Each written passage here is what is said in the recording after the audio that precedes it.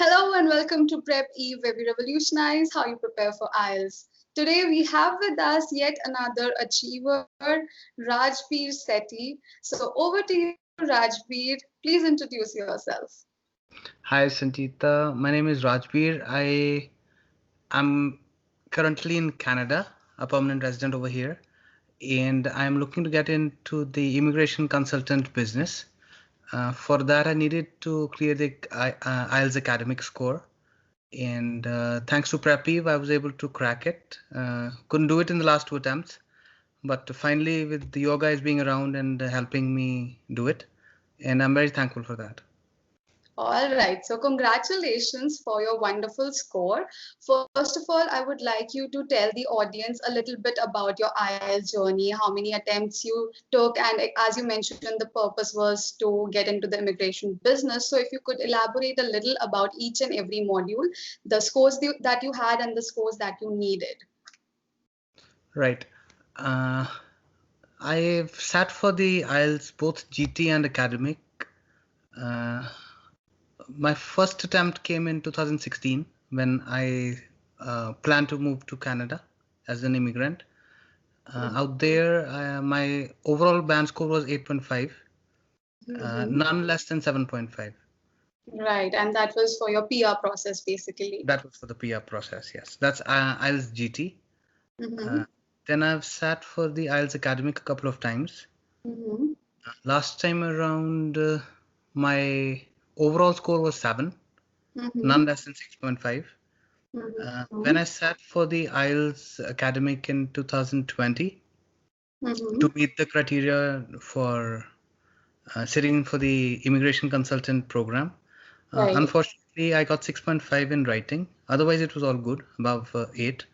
But then finally, I talked to you guys about it. And thanks to your guidance and your help, my faculty who taught me at PrepEve was Miss Lisansi. Right. And she did a phenomenally good job. And if I could just compare the two, the GT and the academic portion, I believe there is a fundamental difference in writing. If you go in with the general training mindset, you generally mess up. And because in IELTS GT, there is just one letter and one essay. In this case, you have report writing. Yeah, there's a report writing, and it needs to be very factual. Coming in from India, people generally have a tendency to build a story around facts. I did the same mistake, and probably that was uncalled for. The second main difference I realized what I was doing initially was that I was putting all the information in 2 paragraphs. Right. But then Ms. Lasansi said it has to be in 4 paragraphs. And there has to be specific content in every paragraph.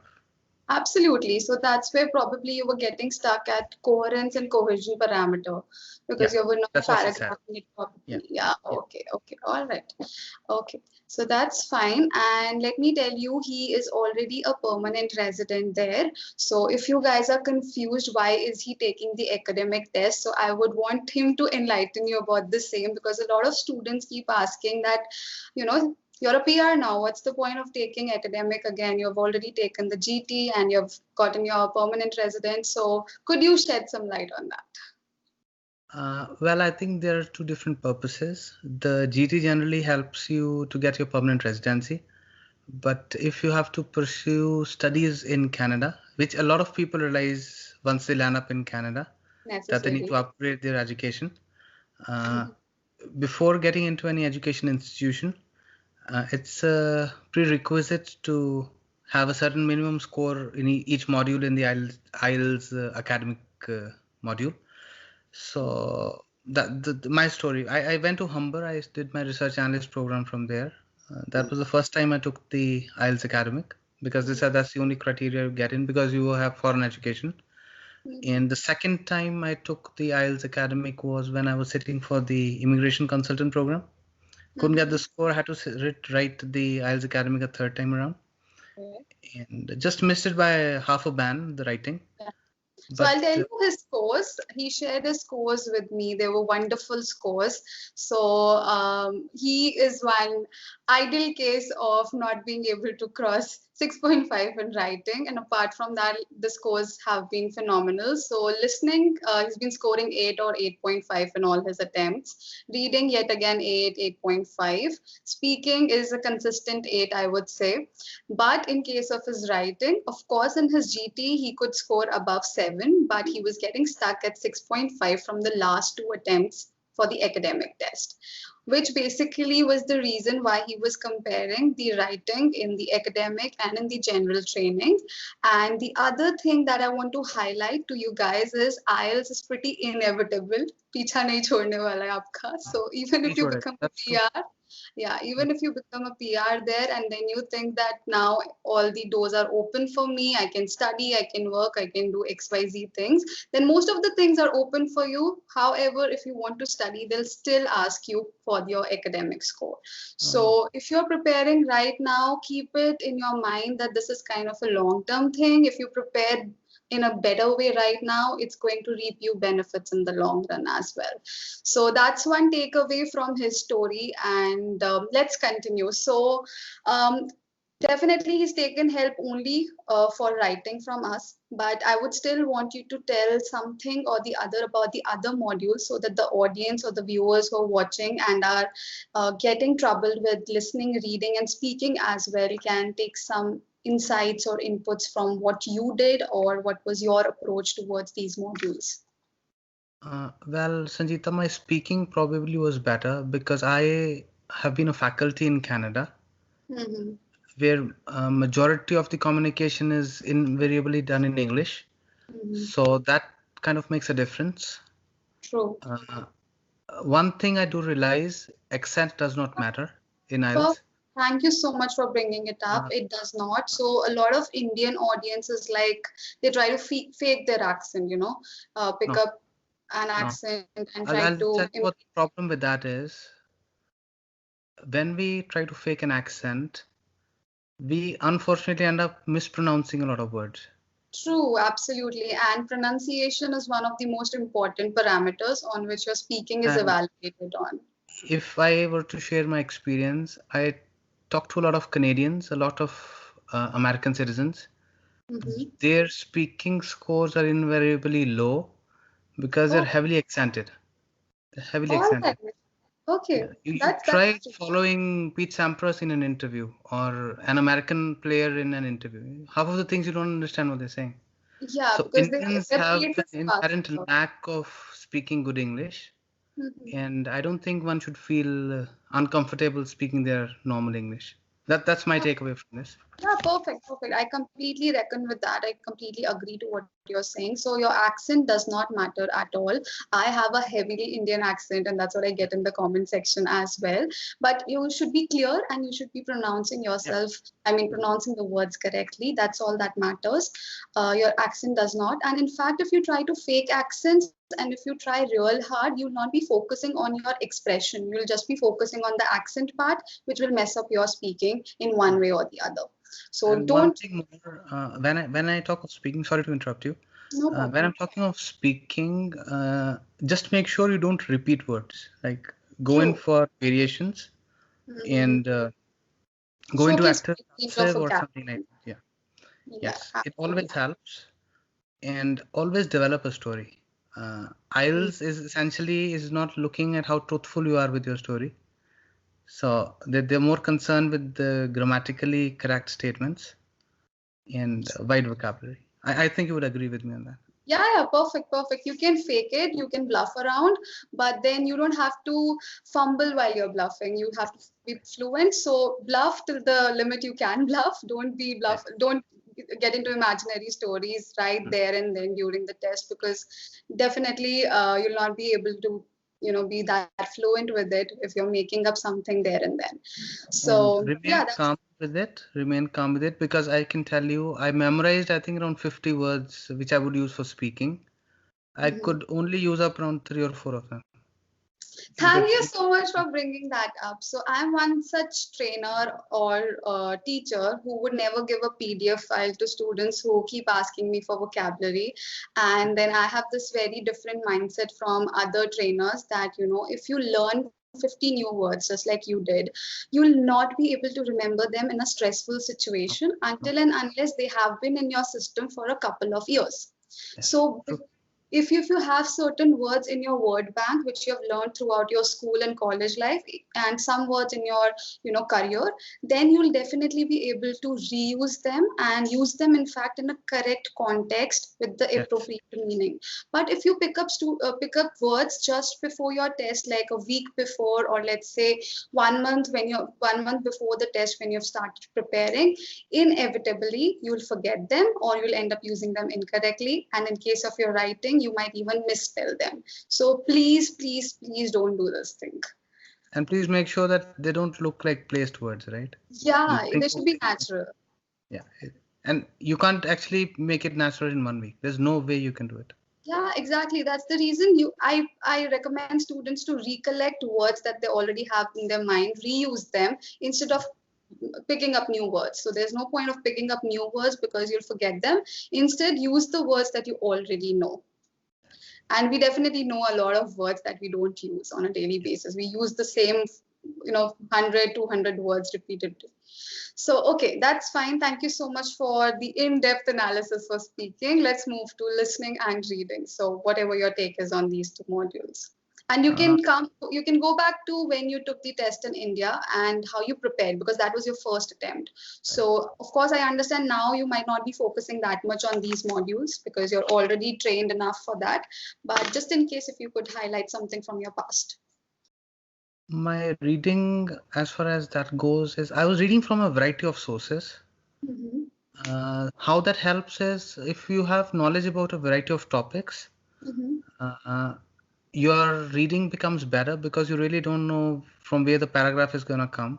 True. And you should have a basic understanding what it is about. Second thing about that was that when you talk of reading from different sources, you invariably also prepare yourself for writing. Absolutely. Because you really don't know what topic you're going to get. I was very fortunate. I'm a business faculty. And in my IELTS GT exam, it was related to business only. So I could fix up a lot of examples. Okay. Wow. But I've also got topics related to art, which is not really my cup of tea. But because I've kind of read through a lot of material, then you can kind of work it out. Yeah. Another thing you probably can do is, although it doesn't generally happen, sometimes you can get a topic that you really don't know anything about. It's a tricky situation, but I think my cue for that is you break it up into sentences, try to play around with words, try to rephrase. That generally helps. Right. Or maybe split the sentence in portions and then explain it portion by portion. Yeah, true. So basically, they're not really judging your ideas in any case. They just want to see how well you express. So even if you write something related to the topic, they'll still consider it. So instead of leaving a blank and thinking that, okay, I have no idea related to it, just try writing something associated, very closely associated to what the question is asking, if you can't write exactly what the question is asking. So that's like a worst case scenario. There's a word I use to my students. It's called intelligently bluff. Yeah. So, it's kind of like an educated guess. That's what I call it. Yeah. So, but do make sure that you're grammatically correct. Perfect. Doesn't essentially mean that your example has to be true, right? Nobody's going to check that. Exactly. Ever. Nobody's checking your morality. Nobody's checking your intellectual level. I'm not saying be immoral, but I am. If you're stuck in that hole, it won't hurt to kind of, Absolutely right. Yeah. Okay, so anything with respect to listening, then we'll finally move on to writing, and you could tell some strategies and tips related to that because that's our focus area right now, the writing. Listening, I'll just take a minute. What I would do back home in India was I would switch on an English channel, and I could actually write at the speed they were speaking. Oh, okay. So what you're doing there is you're just tuning your ears to pick up words, and you're becoming familiar with good vocabulary. My take on that is watch news, because that's grammatically correct English. Movies essentially are not very good because they go into slangs and all those things. And high quality news like BBC or Fox or something like that. That's better. That's better. I mean, I can understand it would be challenging for some students. The BBC accent is entirely British. But please do keep in mind, if it's an IELTS British Council exam, their accent essentially is British. So yeah, I mean, it could be both. There's no hard and fast rule there. But yeah, I get your point. So definitely you need to focus on listening to various accents, because your IELTS test would include British, American, Australian, Canadian. So all sorts of accents would be included. So you need to tune your ears to listening to each one of them. So apart from that, I'm sure you also practiced a lot of listening and reading tests. So that goes without saying. So, okay, perfectly fine. Any comments on how PrepEve could help you out in your writing and help you in getting your scores? I think I owe my writing score to a PrepEve only. I don't think I would have cracked it had I taken a third attempt also. Because thank you so much. What I feel when you're talking about writing, there's a world of difference between IELTS GT and IELTS Academic. In case of IELTS Academic, they have task 1 there for 150 words, which is probably coming in from a flowchart or a diagram or something like that. There has to be a specific approach to writing it down, right? It's not a ladder as in GT where they say 3 points, you need to cover all 3 points in a sequence and that's it. Yes, of course. There is no prompting in IELTS, right? Yeah, in the academic one, there's no prompting. You have to pick up the relevant material on your own, analyze what's relevant, what's irrelevant, and compare it. So, of course, I agree with that. So, that's absolutely true. And I remember when he first had a word with me about getting admitted into this, he's like, I am good with all the other things. Tell me, what are you going to do for the writing? I really want this 7, a minimum of 7. So it really feels nice when you go from the point A to point B and then you talk to the student again. So it feels really good that, someone who was so skeptical initially is now successful and has received or achieved whatever bands they needed. So it really feels nice talking to all the students who have been successful, who have achieved their band scores. So thank you so much, Rajbir, for sparing time. And I understand it's too late in Ontario. And thank you so much once again. And thank you so much for your insights. These were really in depth, and I'm pretty sure that the viewers would understand the details and what goes inside each and every module, and how GT and academic are different in spite of being more or less similar to each other. So yeah, I know I was going to wind up, but suddenly a question popped up in my head. So if you want to talk about paper-based and computer delivered, because as I know, the last 2 attempts were computer delivered, but before that, you've also taken the paper-based test. So a lot of students ask what's better, which one is easier. So what would you tell such students? Well, first of all, in case of a computer-based test, there is no prompting as if you've typed a word incorrectly. It won't highlight like it does with Microsoft Word. Of course. Yeah, they won't. They're not helping you out that way. They won't help you. But the advantage with the computer-based test is that when you're writing, it tells you the number of words you've written. So you're not wasting your time again and again to count how many words you've done. The challenge with the computer-based exam is that they don't give you any time to like transfer your answers. In a paper-based test, you get 10 minutes to transfer your answers, which actually, if used wisely, you can just quickly review your answers. Yeah, but in computer-based test, that's not the case. Is it manageable though? Is it manageable? Yeah, it's manageable because personally speaking, I don't think you need those extra 10 minutes. Because when you're writing down the answers, in any case, you won't have that sharper memory to go back to a particular fill in the blank. It's gone, right? Yeah, it's gone. Once it's gone, it's gone. You can't listen to the audio again, of course. That's fine. No. Okay, So the so best thing you can do is probably take a learned guess as to what the specific word would be. But that's all you can do, right? There's not much that you can do. The only problem I felt with computer-based writing was that because all of the students start typing, if you are not very comfortable with sounds around you when you are like writing down, that could be one issue. all right, That got could it. be one issue. But yet again, I've heard students saying that, even in paper delivered tests, the students keep on turning the pages and reading. Yeah, So that is that's also kind of distracting to them. yes. So I guess these That's little probably more tiny distracting distractions actually. can be That is managed. probably more distracting because if typing on a keyboard, your typing would still be rhythmic. Right, right. Yeah, no, you probably get used to it after like 5-10 minutes. Absolutely. Yeah, I mean, that's a different take on it. I mean, I had never heard someone say this point that, the typing can also get distracting. So, yeah, No, that could be the case. because when I was sitting for my exam, there were 15 people in the room, and some people have a habit of hitting the keyboard really hard, Yeah, right? really hard. Yeah, I understand that. Okay. But on the whole, I think computer-based was easier uh, because I personally think from the evaluation perspective, it's a lot faster. Yeah, of course, because you get your results In 6 within days, 5 6 days. working days, 6 Yeah, working days. 5 to 6 working days. Yes, that's And right. So if you're really eager to get your results, there's some deadline approaching and you want to submit your scores, then of course you can take the CDT. But apart from that, I guess the next and the major factor that you should focus on is the comfort level with the computer.